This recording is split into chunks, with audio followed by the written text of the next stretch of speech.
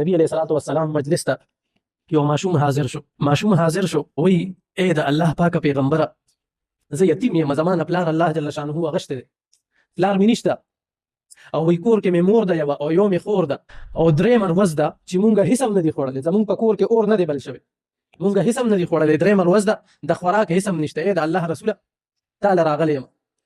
نبی علیه الصلوۃ والسلام حضرت بلال رضی الله عنه ته وفرمایل چې ورشه او د ازواج مطهراتو په کورونو باندې وګرځه او هغې ته ووایه چې یو یتیم راغلی دی پلار یې نشته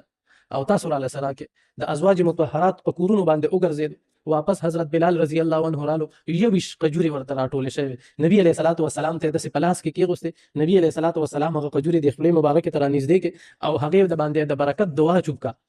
هغې ته یې د برکت دعا وکړه وایي د هغې نه بعد بیا هغې ماشوم له هغه کجورې ورکړې وایي دا واخله وایي ته مخوره او په خپلې مور باندې هم وخوره او په خپلې خور باندې هم وخوره ماشوم چې کله روان شو حضرت بلال رضی الله عنه ورته ویې ماشومه دې باندې نبي علیه الصلوۃ والسلام د برکت دعا کړې ده ګورې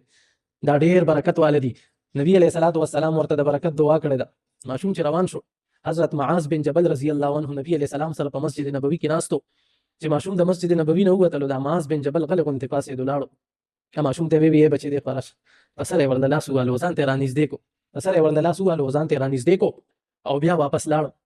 نبی علیہ السلام مجلس ته حاضر شو نبی علیہ الصلوۃ والسلام ورته وفرمایل چې اے معاذ بن جبل څه لوتې وې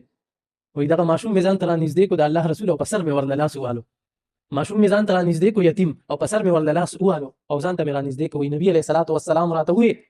چې اے معاذ بن جبل وایي تا چې د هغه په سر باندې د شفقت لاس راښکلو او د هغه په سر باندې سانه ویښته وایي د هغې یو ویښته په بدله کې الله جل شانه ستا درجات اوچت کړه